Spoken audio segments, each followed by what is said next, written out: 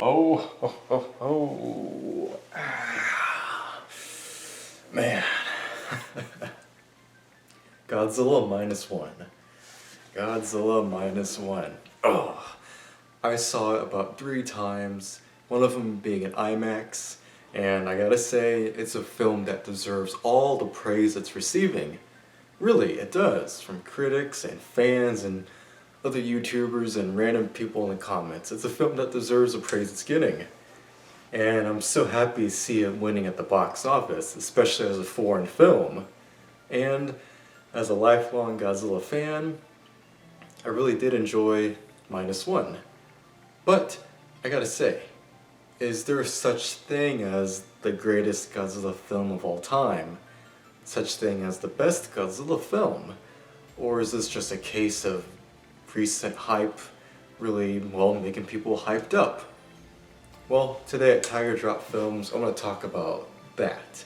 And the fact of, even though I really love and I adore Minus One, I can tell you so many great things about it, it's still a film that doesn't crack my top 12 Godzilla films.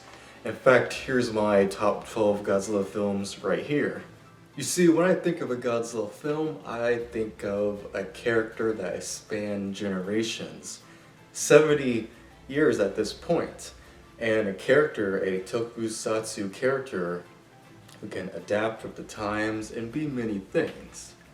And while Minus One is a great throwback by going back to the Showa era and having Godzilla closely tied to World War II,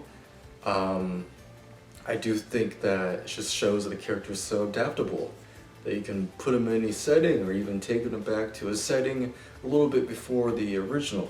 Because, you know, Minus One isn't a remake or even a reimagining, it's just a new story that happens to have some close homages to the 54 classic. But with that in mind, I do think that for all the new directions Minus One takes, like it's even a film that harkens back to Godzilla Raids Again, of all things, quite a bit. But I do think that for all the new things that Minus One does, when people say that it's the greatest Godzilla film, or for that matter, they say that it does, like, they say that it's better than the original, what I would say is that when I think of the 54 film, think of a film that was directly created by people who were there to witness World War II for themselves, while Minus One is obviously a film that was made in the modern age today and is, you know, it's a period piece essentially. But there's one scene in particular in 54 that always stuck out to me.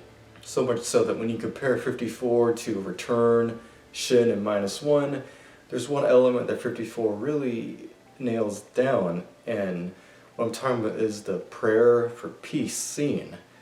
And you know what I'm talking about, where the TV turns on and after the confrontation between Dr. Serizawa and Ogata and Emiko, and there's this scene that's so powerful where there's a choir of kids singing a prayer for peace song after Godzilla wrecked Tokyo. And the song is so moving, it's so full of sorrow, and it's just so pure in a sense that it motivates and moves Dr. Serizawa to use his oxygen destroyer against Godzilla.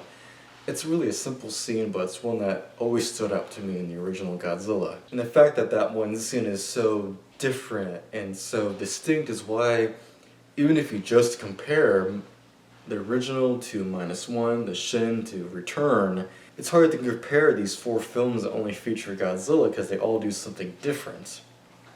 But I do think that it's impossible to find, even if those 4 films I mentioned, something that is considered the best Godzilla film.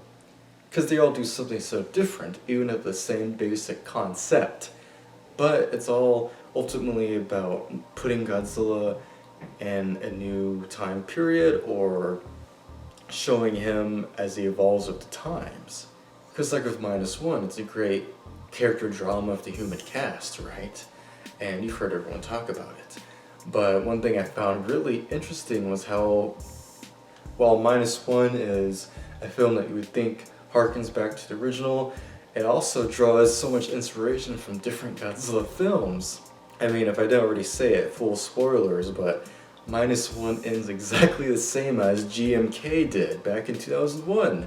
And it was definitely deliberate, because GMK is one of my favorites, but when it comes to the director of Minus One, if you look at his first usage of Godzilla, which was in the 2007 film Always Sunny on 3rd Street, Godzilla even has white eyes like his GMK counterpart. So you can tell GMK was always on the mind of the Minus One director. And I thought Yamazaki did just a great job with Minus One. Clearly he's a big fan. You can see it with Minus One as a whole, because Koichi's character does remind me of Akane from Godzilla against Mechagodzilla. And Akane herself was even a sort of common Godzilla protagonist in the sense of a character who has either a vendetta against Godzilla or a character who needs to stop Godzilla because it's their mission and they really take it upon themselves. So I found that really interesting. And even when you consider looking at Minus One, their usage of classic tunes, right? I was just expecting them to reprise the iconic Godzilla march, the Godzilla score we all know from Ifukube, and they do. But most notably, when Godzilla is attacking Ginza, they use the Mothra vs. Godzilla theme, and it's a reprise of it. You know, the composer of this film, Sato, they reimagined the Mothra vs. Godzilla theme in such a great way that when I heard it, I couldn't believe it. And it was such a joy to hear it. And then in the grand finale of the film, the climactic battle where the battleships and the citizens themselves fight against Godzilla, what theme do they use? The main theme from King Kong vs. Godzilla, the original. And that blew my mind, hearing the chants from the score in that original film. Oh, it was glorious, especially in the theater. Like, what a reference, man. Not only using the Godzilla theme, but the version that's mixed with the King Kong version, like, that was just incredible. And I find it funny that we got to hear the original King Kong vs. Godzilla theme in this Toho film, but we still haven't heard it in the Monsterverse. Like, it's a missed opportunity, but that was great. And I think what I'm trying to get at is that while Minus One is definitely kind of being, I'm not going to say paraded, because like I said, it deserves the praise, but when I see the general, like, tag going around that it's the best Godzilla film, because as a lifelong fan, when I saw Minus One, I was reminded of so many other Godzilla films. Really, I was, and I've already listed some of them, like GMK, Mothra vs. Godzilla, Godzilla against Mechagodzilla, King Kong vs. Godzilla. And the opening of a smaller Godzilla form attacking soldiers in World War II, it even reminded me of Godzilla vs. King Ghidorah, of all things. You know the scene I'm talking about. There's even one scene in Minus One that didn't occur to me until rewatches, that when Godzilla destroys Ginza with his atomic breath and it forms a mushroom cloud. Now it's a gigantic one, mind you, but even in GMK, when he first used his atomic breath, it ends up in a mushroom cloud. And, you know, I just found all these callbacks interesting, because I went into Minus One expecting it to be obviously not a remake of 54, but a film that clearly homages it. But I really did not expect so many references to other Godzilla films. There's, even in Minus One, they also reference Raids Again. Now this one might be a coincidence, but when they're using a little plastic or little wooden Godzilla model for a demonstration of the Freon gas, but also on the map when they're going to attack him, it reminded me of that one part in Raids Again when they're planning on when to attack Godzilla in the Arctic, and I just found that to be really damn cool. And I guess what I'm trying to get at is that when it comes to Minus One, it really did just remind me of other Godzilla films that I've known for so long, you know?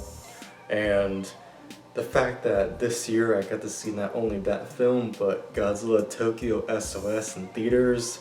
I have a video on that, but that was like, it just blows my mind, you know? Like, what a great time to be a Godzilla fan. Even if there's some things I like more than others, like, you know, I'm gonna like the Toho stuff more than that Monarch show, because that show is kind of going down for me, but like, you know, what a time to be a Godzilla fan, because Godzilla can be many things, as we saw this year alone.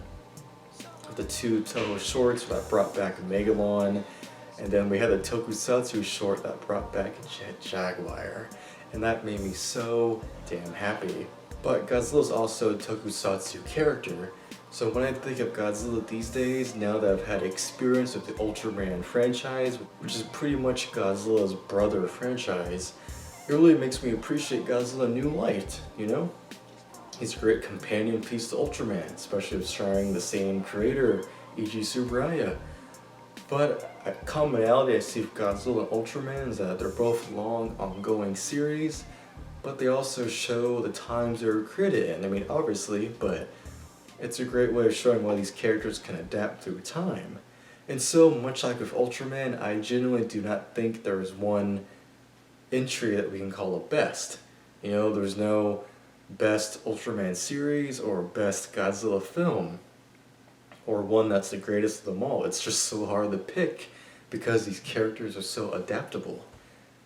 Because at the end of the day, Godzilla is a tokusatsu character. It can be many things, but I think it does a little disservice to call one film the best of them all, or to downplay the more lighthearted side of the franchise, because you need the serious and you need the lighthearted. But when they come together, you truly have something special. Godzilla Minus One was fantastic. But there's so many other ways Godzilla can be explored. And I think we should always keep in mind the other classic Toho films from Showa, Heisei, and Millennium, because it's clear even some of those films inspired Minus One.